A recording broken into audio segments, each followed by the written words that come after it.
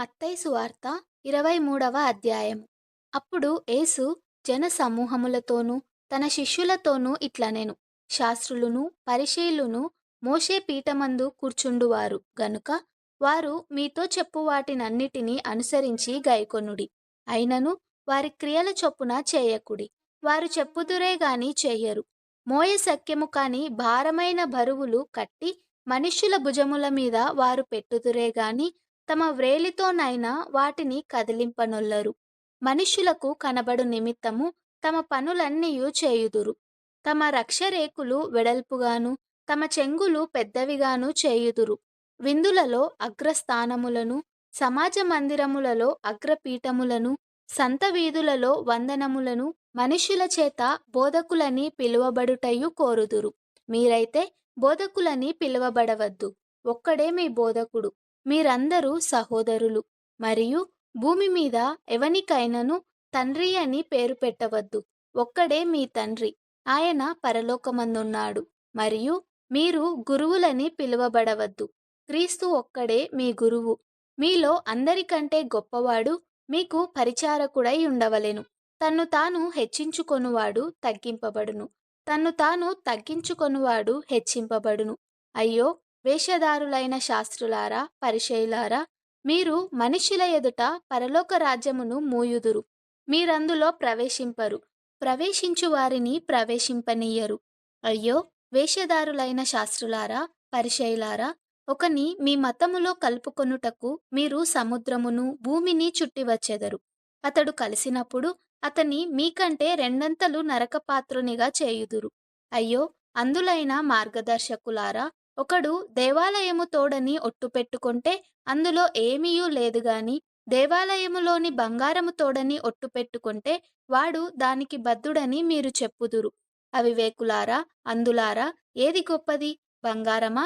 బంగారమును పరిశుద్ధపరచు దేవాలయమా?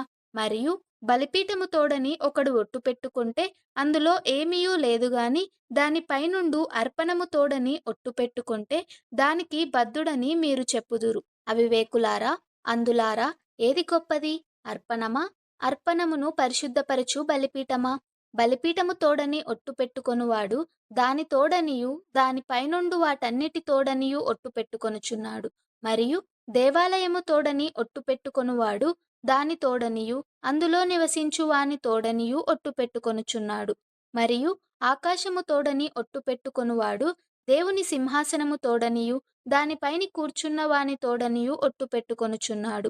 అయ్యో, వేషధారులైన శాస్త్రులారా పరిసయ్యులారా, మీరు పుదీనాలోను సోపులోను జీలకర్రలోను 10వ వంతు చెల్లించి ధర్మశాస్త్రములో ప్రధానమైన విషయములను అనగా న్యాయమును కనికరమును విశ్వాసమును విడిచిపెట్టితిరి. వాటిని మానక వీటిని చేయవలసి ఉండెను. అందులైన మార్గదర్శకులారా, దోమ లేకుండునట్లు వడియగట్టి ఒంటెను మింగువారు మీరే. అయ్యో, వేషధారులైన శాస్త్రులారా పరిసయ్యులారా, మీరు గిన్నెయు పల్లెమును వెలుపట శుద్ధి చేయుదురు గాని అవి లోపల దోపుతోనూ అజితేంద్రియత్వముతోనూ నిండియున్నవి. గ్రుడ్డి పరిసయ్యుడా, గిన్నెయు పల్లెమును వెలుపల శుద్ధియగునట్టుగా ముందు వాటి లోపల శుద్ధి చేయుము. అయ్యో, వేషధారులైన శాస్త్రులారా పరిసయ్యులారా, మీరు సున్నము కొట్టిన సమాధులను పోలియున్నారు. అవి వెలుపల శృంగారముగా అగుపడును గాని లోపల చచ్చిన వారి ఎముకలతోనూ సమస్త కల్మషముతోనూ నిండియున్నవి. అలాగే మీరు వెలుపల మనుష్యులకు నీతిమంతులుగా నగుపడుచున్నారు గాని లోపల వేషధారణతోనూ అక్రమముతోనూ నిండియున్నారు. అయ్యో, వేషధారులైన శాస్త్రులారా పరిసయ్యులారా, మీరు ప్రవక్తల సమాధులను కట్టించుచు నీతిమంతుల గోరీలను శృంగారించుచు మనము మన పితరుల దినములలో ఉండిన ఎడల ప్రవక్తల మరణ విషయములో వారితో పాలివారమై ఉండకపోదుమని చెప్పుకొందురు. అందువలననే మీరు ప్రవక్తలను చంపిన వారి కుమారులై ఉన్నారని మీ మీద మీరే సాక్ష్యము చెప్పుకొనుచున్నారు. మీరును మీ పితరుల పరిమాణము పూర్తి చేయుడి. సర్పములారా, సర్పసంతానమా, నరక శిక్షను మీరేలాగు తప్పించుకొందురు? అందుచేత ఇదిగో, నేను మీ యొద్దకు ప్రవక్తలను జ్ఞానులను శాస్త్రులను పంపుచున్నాను. మీరు వారిలో కొందరిని చంపి సిలువ వేయుదురు, కొందరిని మీ సమాజ మందిరములలో కొరడాలతో కొట్టి పట్టణము నుండి పట్టణమునకు తరుముదురు.